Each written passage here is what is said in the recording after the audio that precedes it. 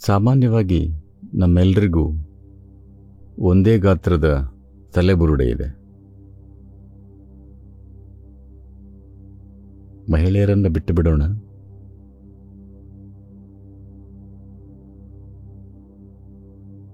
ಅಂದರೆ ಬಹುತೇಕ ಎಲ್ಲ ಮನುಷ್ಯರಿಗೂ ತಲೆಯಲ್ಲಿ ಸಾಕಷ್ಟು ದೊಡ್ಡ ಮೆದುಳಿದೆ.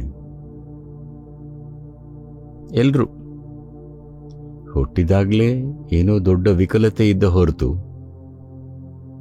ಎಲ್ಲ ಮನುಷ್ಯರಿಗೂ ಜೀವನ ನಡೆಸೋದಕ್ಕೆ ಬೇಕಾದಷ್ಟು ಮೆದುಳಿದೆ.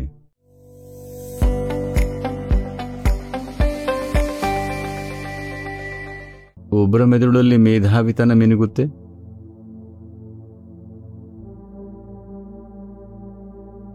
ಇನ್ನೊಬ್ಬರ ಮೆದುಳು ನೋವು, ನರಳಾಟ, ಒತ್ತಡ ಇತ್ಯಾದಿಗಳಲ್ಲಿ ಮುಳುಗುತ್ತೆ. ಯಾರಿಗೂ ಬೇಡದ ಅಸಹ್ಯ ವಿಷಯಗಳು ಜನರ ಮನಸ್ಸಿನಲ್ಲಿ ನಡೆಯುತ್ತೆ. ಇದು ಬರೀ ಹೆಚ್ಚು ಬುದ್ಧಿವಂತಿಕೆ ಪ್ರಶ್ನೆನಾ?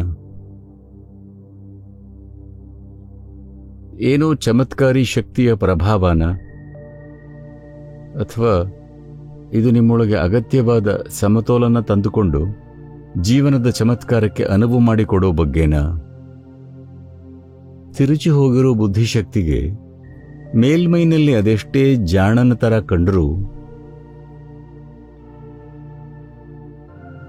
ಜೀವನವನ್ನ ಸುಂದರವಾಗಿ ಆಗೋ ಥರ ಮಾಡಕ್ಕಾಗಲ್ಲ. ಎಲ್ಲಕ್ಕಿಂತ ಮಿಗಿಲಾಗಿ ಸಮತೋಲನ ಅಗತ್ಯ ಎಲ್ಲ ಹಂತಗಳಲ್ಲಿ. ಇಲ್ಲಾಂದ್ರೆ ನಮ್ಮದೇ ದೇಹ, ನಮ್ಮದೇ ಮಿದುಳು ನಮ್ಮ ವಿರುದ್ಧವಾಗಿ ಕೆಲಸ ಮಾಡುತ್ತೆ. ಎಲ್ಲಿವರೆಗೆ ಅಂದರೆ, ಇವತ್ತು ಜಗತ್ತಿನಲ್ಲಿ ವಿಶ್ರಾಂತಿಯ ಒಂದೇ ಪರಿಕಲ್ಪನೆ ಅಥವಾ ಒಂದೇ ರೂಪ ಅಂದರೆ ಮಲಗೋದು, ಕುಡಿಯೋದು, ಡ್ರಗ್ಸ್ ತಗೊಳ್ಳೋದು. ನೀವೇನು ಪ್ರಯತ್ನಿಸ್ತಿದ್ದೀರಾ ಅಂದರೆ ಸ್ವಲ್ಪ ಸಮಯ ಮೆದುಳಿನ ಕೆಲಸ ನಿಲ್ಲಿಸೋದು. ಯಾಕಂದ್ರೆ ಮೆದುಳು ಅಷ್ಟು ದೊಡ್ಡ ಉಪದ್ರ ಆಗಿಬಿಟ್ಟಿದೆ. ಮೆದುಳಿಲ್ಲದಿದ್ರೆ ಕನಿಷ್ಠ ಶಾಂತಿಯಲ್ಲಿ ಇರ್ತಿದ್ರಿ.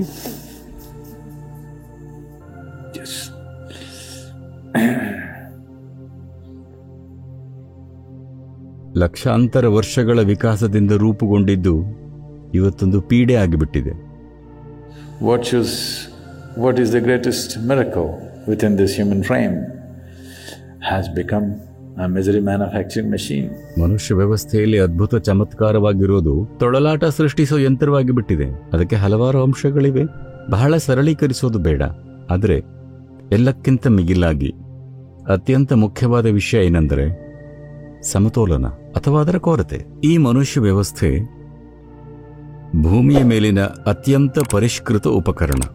ಅದಕ್ಕೆ ಸಾಕಷ್ಟು ಗಮನ ಹರಿಸದಿದ್ರೆ, ಅದು ನಿಮಗೆ ವಿರುದ್ಧವಾಗಿ ಬಿಟ್ಟರೆ ನಿಮ್ಮನ್ನ ಏನೂ ಕಾಪಾಡಲ್ಲ. ಯಾಕಂದ್ರೆ ಯಾವುದೂ ಇದಕ್ಕಿಂತ ಹೆಚ್ಚು ಪರಿಷ್ಕೃತವಾಗಿಲ್ಲ. ಇದು ಅತಿ ಹೆಚ್ಚಿನ ವಿಕಾಸ, ಪರಿಷ್ಕರಣೆ ಪಡೆದಿದೆ. ಇದು ನಿಮಗೆ ವಿರುದ್ಧವಾಗಿ ಬಿಟ್ಟರೆ ಯಾರಿಗೂ ನಿಮ್ಮನ್ನ ಕಾಪಾಡಕ್ಕಾಗಲ್ಲ, ತಿಳ್ಕೊಳ್ಳಿ. ಇದು ನಿಮಗೆ ವಿರುದ್ಧವಾಗಬಾರದು ಅಂತ ಇದ್ರೆ ಇದನ್ನ ಪೂರ್ತಿ ತಿಳ್ಕೊಳ್ಳೋದಕ್ಕೆ ಒಂದು ಮಟ್ಟದ ಗಮನ ಅಗತ್ಯ. ಆದರೆ ಸಮತೋಲನ ತರೋದಕ್ಕೆ ಅಷ್ಟು ಶ್ರಮ ಬೇಕಿಲ್ಲ. ನೀವು ಕೆಲವು ಮೂಲಭೂತ ವಿಷಯಗಳನ್ನು ತಪ್ಪಾಗಿ ಮಾಡ್ತಿದ್ದೀರಿ ಅಷ್ಟೇ. ಇದನ್ನ ಪೂರ್ತಿ ತಿಳ್ಕೊಳ್ಳೋದಕ್ಕೆ ಬಹಳ ಗಮನ, ಸಮಯ, ಶಿಕ್ಷಣ, ಮಾರ್ಗದರ್ಶನ ಎಲ್ಲ ಬೇಕಾಗುತ್ತೆ. ಆದರೆ ಒಂದು ಮಟ್ಟದ ಸಮತೋಲನ ತರೋದಕ್ಕೆ ಬಹಳ ಕಷ್ಟ ಇಲ್ಲ. ನೀವು ಜೀವನದಲ್ಲಿ ಕೆಲವು ಮೂಲಭೂತ ತಪ್ಪುಗಳನ್ನು ಮಾಡ್ತಿದ್ದೀರಿ. ಮೂಲಭೂತ ತಪ್ಪು ಅಂದರೆ ಒಂದೇನೆಂದ್ರೆ, ಮನುಷ್ಯನ ಎಲ್ಲ ಅನುಭವ ಉಂಟಾಗೋದು ಒಳಗಿನಿಂದ. ಹೌದಾ? ಮನುಷ್ಯನ ಎಲ್ಲ ಅನುಭವ ಉಂಟಾಗೋದು ಒಳಗಿನಿಂದ. ನಿಮಗೆ ಸಂತೋಷ, ಅಸಂತೋಷ, ತೊಳಲಾಟ, ಉತ್ಸಾಹ, ಆನಂದ, ನೋವು ಅದೇನೇ ಇದ್ರು ನಿಮ್ಮ ಅನುಭವ ಸಿಹಿಯಾಗಿರಲಿ, ಕಹಿಯಾಗಿರಲಿ, ಅದು ಉಂಟಾಗ್ತಿರೋದು ಒಳಗಿನಿಂದ. ಒಳಗಿನಿಂದಷ್ಟೇ ಉಂಟಾಗಬಹುದು. ಹೊರಗಿನ ಪ್ರಚೋದನೆ ಬಳಸ್ಕೋಬಹುದು ಅಥವಾ ನೀವೇ ಪ್ರಚೋದಿಸಿಕೊಳ್ಳಬಹುದು. ಅದರದು ಮೂಲತಃ ಉಂಟಾಗೋದು ಒಳಗಿನಿಂದ. ಈ ಒಂದು ವಿಷಯ ನಿಮಗೆ ಅರ್ಥ ಆಗದಿದ್ರೆ, ನಿಮಗೆ ದುಃಖವಾದಾಗ ಅದು ಇವರಿಂದ ಅಂದ್ಕೊಂಡ್ರೆ ನಿಮ್ಮ ಕಥೆ ಮುಗೀತು. ನಿಮ್ ಕೀಬೋರ್ಡ್ ಇಲ್ಲಿದೆ, ಆದರೆ ಗೋಡೆ ಗುದ್ದುತ್ತಾ ಇದ್ದೀರಿ. ಇದು ಕೆಲಸ ಮಾಡಲ್ಲ. ಈ ಒಂದು ಮೂಲಭೂತ ವಿಷಯದಲ್ಲಿ 90% ಮಾನವತೆ ಯಾವಾಗಲೂ ತಪ್ಪುತ್ತಿದೆ. ಅವರು ತೊಳೆದಾಡಿದಾಗೆಲ್ಲ ಅದು ಅವರಿಂದ ಅಥವಾ ಅವರಿಂದ ಅಂದ್ಕೋತಾರೆ. ಇಲ್ಲ, ಎಲ್ಲ ಅನುಭವ ಉಂಟಾಗೋದು ಒಳಗಿನಿಂದ. ಇಲ್ಲೇನಾದರೂ ಕಹಿ ಅನ್ನಿಸ್ತಿದ್ರೆ ಮೊದಲು ಇದನ್ನ ನೋಡಬೇಕು. ಎಲ್ಲಿ ತಪ್ತಿದ್ದೀನಿ? ತಿನ್ನೋದ್ರಲ್ಲಿ ತಪ್ಪಾಗ್ತಿದ್ಯಾ? ಮಲಗೋದ್ರಲ್ಲಿ, ನಡೆಯೋದ್ರಲ್ಲಿ, ಉಸಿರಾಡೋದ್ರಲ್ಲಿ, ಹೃದಯ ಬಡಿತದಲ್ಲಿ ತಪ್ಪಾಗ್ತಿದ್ಯಾ? ನನ್ನ ವ್ಯವಸ್ಥೆಯಲ್ಲಿ ತಪ್ಪಿದೆ. ತಪ್ಪಿರೋದು ಇದರಲ್ಲಿ, ಅದರಲ್ಲ. ನೀವು ಗೋಡೆನ ಒದ್ದು ಇದನ್ನ ಸರಿ ಮಾಡಬಹುದು ಅಂದ್ಕೊಂಡ್ರೆ ಮೂಲಭೂತ ತಪ್ಪು ಮಾಡ್ತಿದ್ದೀರಿ. ಹೆಚ್ಚು ಪ್ರಯತ್ನಿಸಿದಷ್ಟು ಇದರಿಂದ ದೂರವಾಗ್ತೀರಿ. ಹಾಗಾಗಿ ಈ ಸಾಧ್ಯತೆ, ಮೊಟ್ಟ ಮೊದಲು ವ್ಯವಸ್ಥೆಯಲ್ಲಿ ಸಮತೋಲನ ತರೋದು ಯೋಗದ ಮೂಲಭೂತ ವಿಷಯ. ಯೋಗದ ಪ್ರಾಥಮಿಕ ಅಭ್ಯಾಸಗಳು ಬಹುಶಃ ನಿಮ್ಮಲ್ಲಿ ಬಹಳ ಜನ ನಾಡಿ ವಿಭಜನೆ, ಯೋಗ ನಮಸ್ಕಾರ, ಸೂರ್ಯ ನಮಸ್ಕಾರ, ಸೂರ್ಯಕ್ರಿಯೆ ಮಾಡ್ತಿರಬಹುದು. ಇವೆಲ್ಲ ಪ್ರಾಥಮಿಕ ಯೋಗಾಭ್ಯಾಸಗಳು. ಮೊಟ್ಟ ಮೊದಲನೇದಾಗಿ ಸಮತೋಲನ ತರೋದು. ಸಮತೋಲನ ಬಂತು ಅಂದ್ರೆ ಅದರ ಮೇಲೆ ಗೋಪುರ ಕಟ್ಟಬಹುದು. ಸಮತೋಲನ ಇಲ್ಲ ಅಂದ್ರೆ ನೀವೇನೇ ಕಟ್ಟಿದ್ರೂ ಹೆಚ್ಚು ಸಮಸ್ಯೆ ಉಂಟು ಮಾಡುತ್ತೆ. ಕೆಳಗಿದ್ದಷ್ಟು ಒಳ್ಳೆಯದು. ಬಹುತೇಕ ಮನುಷ್ಯರು ಹಂಬಲಿಸ್ತಿರೋದು ಇದನ್ನೇ. ಪ್ರಾಥಮಿಕ ಹಂತದಲ್ಲಿದ್ದು ಬಿಡೋದು. ಏನಾದರೂ ಕಟ್ಟಿದರೆ ಭಯ ಆಗುತ್ತೆ ಸಮತೋಲನ ಇಲ್ಲದೆ ಇದ್ದಾಗ. ಸಮತೋಲನ ಇಲ್ಲದೆ ಏನೇ ಕಟ್ಟಿದ್ರೂ ಅದು ದೊಡ್ಡ ಸಮಸ್ಯೆ. ಆದ್ದರಿಂದ ನೆಲಕ್ಕೆ ಹತ್ತಿರ ಇದ್ದು ಬಿಡೋದೇ ಒಳ್ಳೆಯದು ಅನ್ಸುತ್ತೆ. ಬೆಳೆದರೆ ಸಮಸ್ಯೆ ಆಗುತ್ತೆ. ಆದ್ದರಿಂದ ಆದಷ್ಟು ಕೆಳಗಿರಿ. ಬಹುತೇಕ ಮನುಷ್ಯರು ತಮ್ಮನ್ನ ಕನಿಷ್ಠ ಸಾಧ್ಯತೆಗೆ ಇಳಿಸಿಕೊಂಡಿದ್ದಾರೆ. ಏನೂ ತೊಂದರೆಗೆ ಸಿಕ್ಕಿ ಹಾಕಿಕೊಳ್ಳದಿದ್ರೆ ಸಾಕು. ಬಹುತೇಕ ಮಾನವತೆ. ಇದು ವಿಕಾಸ ಪ್ರಕ್ರಿಯೆಯನ್ನ ವ್ಯರ್ಥ ಮಾಡಿದ ಹಾಗೆ. ಭೂಮಿ ಮೇಲೆ ಹಲವು ಲಕ್ಷ ವರ್ಷಗಳ ಕೆಲಸ ಆಗಿದೆ ಏಕಕೋಶ ಜೀವಿಯಿಂದ ಇಲ್ಲಿವರೆಗೆ ವಿಕಾಸವಾಗುವುದಕ್ಕೆ. ಆ ಇಡೀ ಪ್ರಕ್ರಿಯೆ ವ್ಯರ್ಥವಾಗ್ತಿದೆ. ಮತ್ತು ಭೂಮಿ ತಾಯಿ ನಿಮ್ಮನ್ನ ಇದಕ್ಕೆ ಸುಮ್ಮನೆ ಬಿಡಲ್ಲ. ನೀವು ಬೆಲೆ ತೆರ್ತೀರ. ಜೀವನವನ್ನ ಹಿಮ್ಮುಖವಾಗಿಸಿದ್ರೆ ಬೆಲೆ ತೆರ್ತೀರ.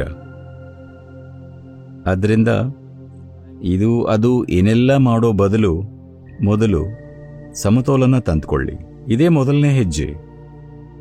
ನಾನು ನನ್ನೊಳಗೆ ಅನುಭವದ ರೂಪದಲ್ಲಿ ಹುಟ್ಟು ಹಾಕೋದೆಲ್ಲಾನು, ಅದು ಸಿಹಿಯಾಗಿರಲಿ, ಕಹಿಯಾಗಿರಲಿ, ಅದ್ಭುತವಾಗಿರಲಿ, ಏನೇ ಇರಲಿ, ಅದು ಮೂಲತಃ ಉಂಟಾಗುತ್ತಿರೋದು ನನ್ನೊಳಗಿನಿಂದ, ಬೇರೆಲ್ಲೂ ಅಲ್ಲ.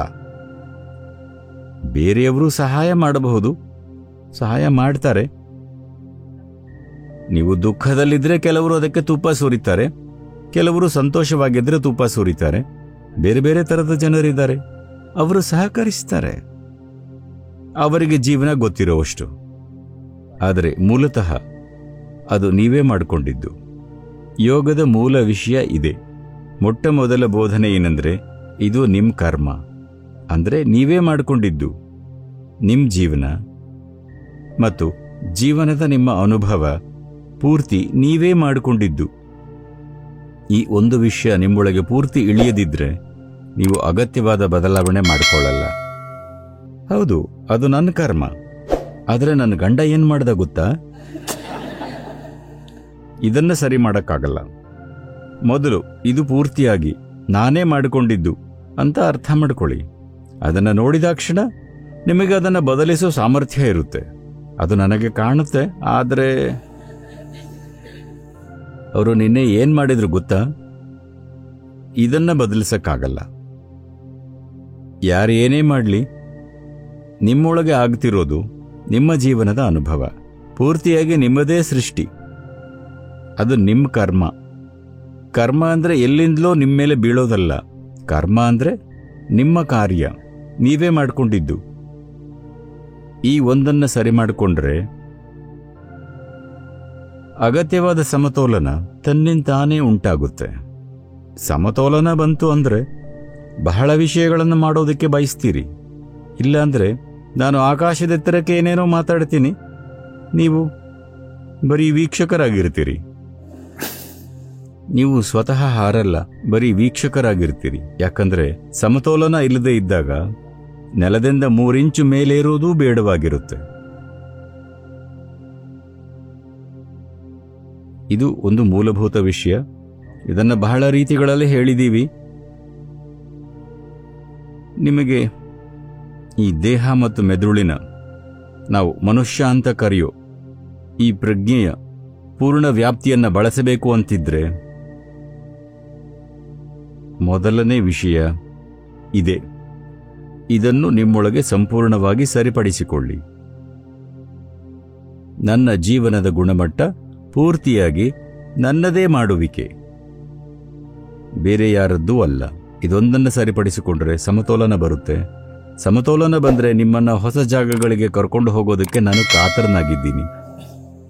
ಬೇರೆಯವರಿಗೆ ಅಲ್ಲಿಗೆ ಬರಕ್ಕಾಗಲ್ಲ.